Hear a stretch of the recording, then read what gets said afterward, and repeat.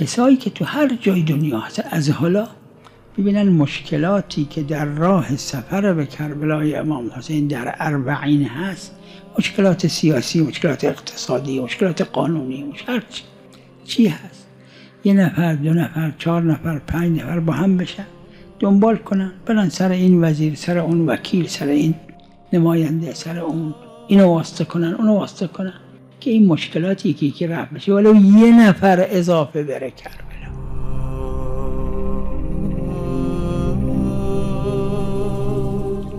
همینجور که پیغمبر خدا صلی الله علیه و آله در چند تا قصه که یک قصه این نجار بود فرمودن اکثرت السواد، شما اکثار سواد بکنید برای که 1 نفر اضافه بره کربلا، ولو 1 نفر. این حسابه، همینجور که از اون طرف حسابه، از این من حساب. نمیتونید یک طیاره اجاره کنید مجانی مردم کربلا بفرستید، از کشورهای خارجی، کشورهای اسلامیه. نمیتونید یه اتوبوس اجاره کنید، اما 1 نفر شما بفرستید کربلا.